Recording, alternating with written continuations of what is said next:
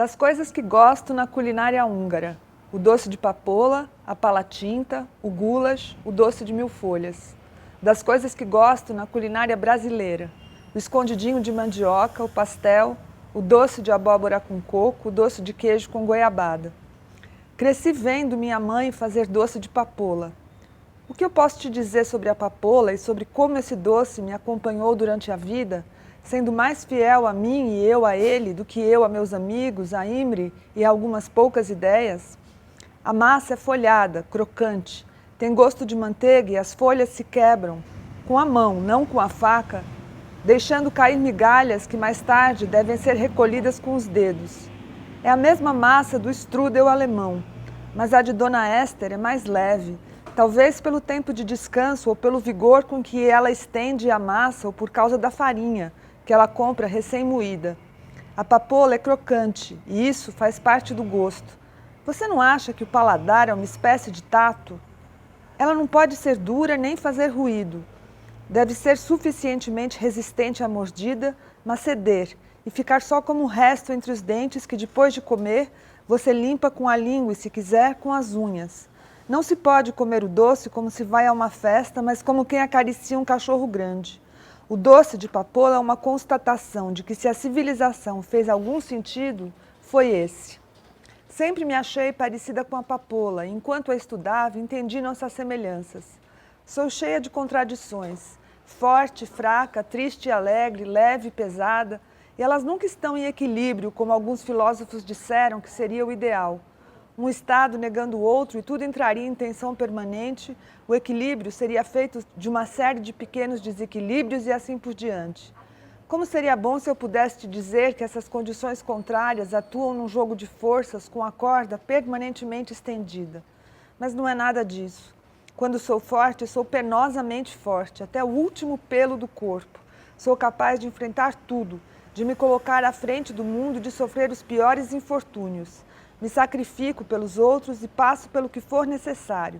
Então sou admirável na minha força de ação e me torno uma fazedora em marcha. A luta, avante, conte com uma soldada em transe e na minha força não se reconhece nem sombra de fraqueza. Mas ela está lá, espreitando. E quando ela decide, vem com a mesma intensidade, derrubando a força como se fosse mais potente do que ela. E é. Então sou frágil, infantil e dependente como um ratinho. Preciso que façam tudo por mim, que cuidem de mim, me guardem e me digam coisas bonitas. Não tenho independência para ir a lugar algum.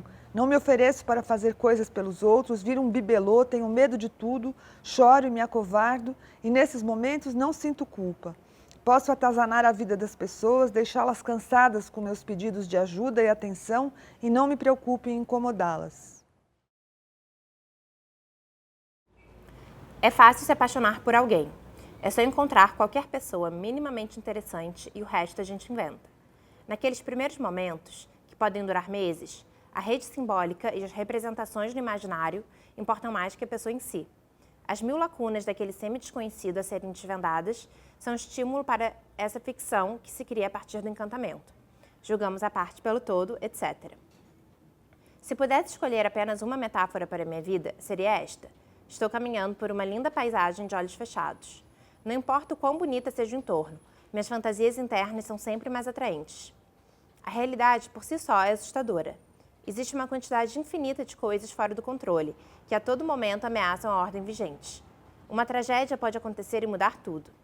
Existe um momento muito doloroso no processo de análise, enquanto você consegue identificar todas as autossabotagens que te pedem de seguir adiante, mas ainda não tem forças e conhecimento suficientes para impedi-las.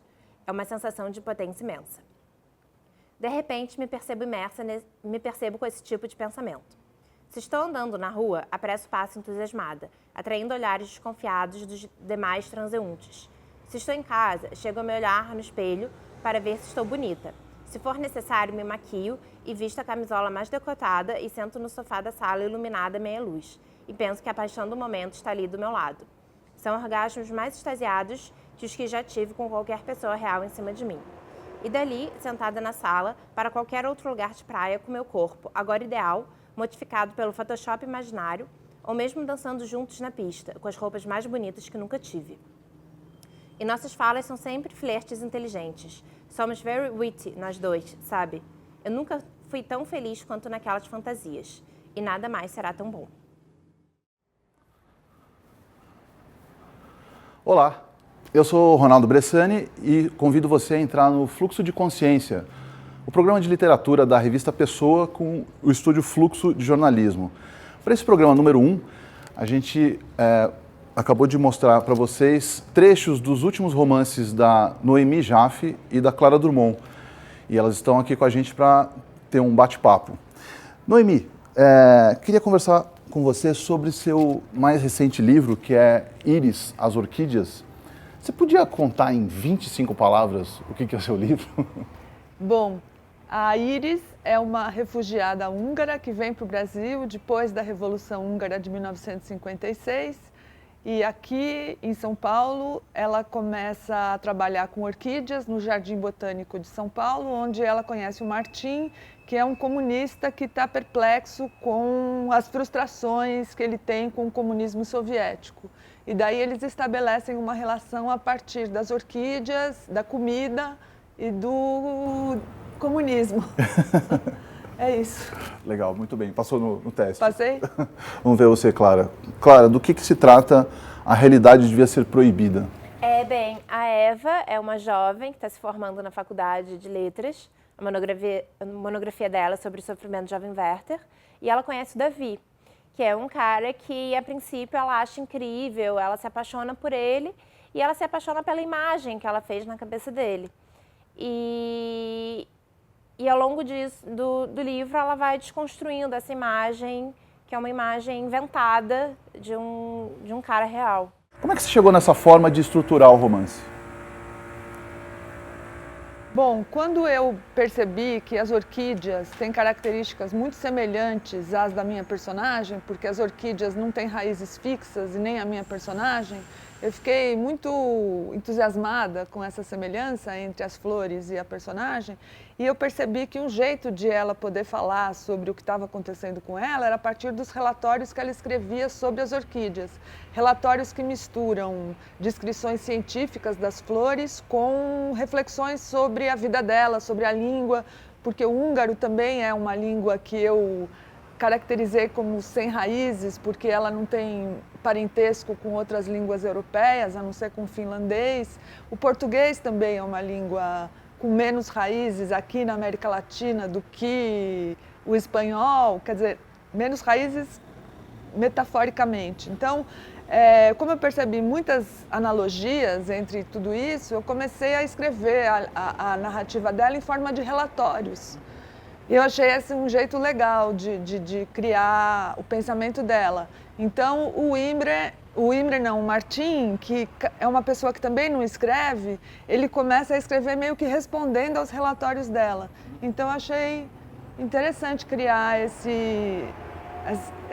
essa dialógica de falas para si mesmo, mas para alguma outra pessoa ao mesmo tempo. E esse narrador neutro é como se fosse um silêncio que se instaura, assim, um tipo de coro grego dizendo: não vai dar certo, não vai dar certo, não vai dar certo.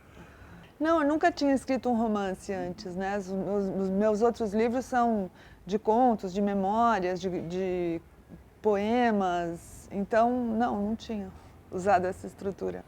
5, 6 versões que eu fiz, eu escrevia, jogava fora, até eu chegar nessa versão que foi revista também algumas dezenas de vezes, assim, não de ser reescrita, mas muito revista, muito modificada e bem sofrida.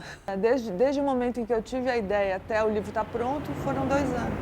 Qual foi o momento que você teve a ideia?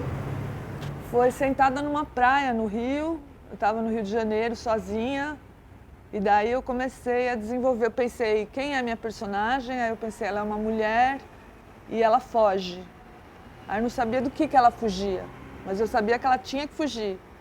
Aí eu pensei, ela é húngara, porque eu adoro a Hungria, minha mãe é de origem húngara, eu adoro a língua húngara, o Guimarães Rosa falava que quem fala húngaro se comunica com o diabo. Aí eu pensei, ela foge, ela é húngara, e eu não quero que ela seja judia, porque eu não aguento mais falar de judaísmo. Então ela está fugindo da Revolução Húngara. Aí eu comecei, aí eu pensei, o que ela faz? Aí eu pensei comigo, o que eu gostaria de ter sido e nunca vou poder ser? Botânica. Então ela é húngara, ela é botânica e ela foge da Revolução Húngara. Aí eu comecei a estudar a Revolução Húngara, muito. Aí aprendi um monte de coisa, depois eu comecei a estudar o comunismo brasileiro e ver quando que no comunismo brasileiro teve a cisão com o comunismo soviético, que foi logo depois da Revolução Húngara, que foi o grande desencanto do comunismo brasileiro, quando criou-se o outro PCdoB e tal, foi nessa época. Então, fui conversar com comunistas brasileiros históricos, com Armênio Guedes, que era assistente do Luiz Carlos Prestes, que me contou histórias incríveis. Fui estudar várias coisas sobre o Jorge Amado, que foi um desses comunistas que se desligaram do comunismo clássico, né, do Prestes. Então, assim que eu fui construindo a história toda. E você estava no Rio fugindo de alguma coisa? Não, então, eu não sou uma pessoa que foge, eu sou uma pessoa que fica. Eu acho que tem uma covardia em ficar. Não é sempre, necessariamente, quando você fica e enfrenta alguma coisa que você está sendo corajoso, impetuoso. Pode ser que seja uma forma também de você ter uma covardia interna de não assumir o risco de ir embora, sabe? Então, eu gostaria muito de fugir mais do que eu fujo, porque eu sou muito ficante. Então, e as orquídeas também, né? Que foi uma coisa que eu tive que estudar muito, porque eu não entendo nada de planta. Você concorda que nessa busca você mostra a Eva como uma reinvenção do mito romântico do Werther, só que nos dias atuais e colocando uma mulher como protagonista? Eu pensei em fazer essa relação com o Werther, porque a Eva, ela passa por vários caras, mas factualmente existe muito pouco, são vários caras muito etéreos, mas ela se prende emocionalmente de uma forma desproporcional a relação de fato a eles. Então, no caso do Werther, o Werther, a gente não entende muito bem se a Lotte, que é Charlotte, eu acho que é o nome dela, mas eu acho que no livro na tradução que eu li era Lotte. Você não entende muito bem se ela corresponde a ele ou não. E no livro você não entende muito bem qual a correspondência desses caras a Eva, porque ela cria uma imagem deles que é uma imagem a parte do que eles são factualmente. O que eles são factualmente não interessa muito a ela. Que nem eu acho que não interessava muito ao Werther. Eu acho que os dois se interessam mais pela fantasia, pela ficção criada a partir dessa pessoa, desse objeto amado. E o objeto é só um objeto que pode ser trocado. O que é interessante no amor que a Eva sente por esses caras e que o Werther sentia é justamente a fantasia, é justamente a invenção. E eu acho que é isso que eles têm em comum.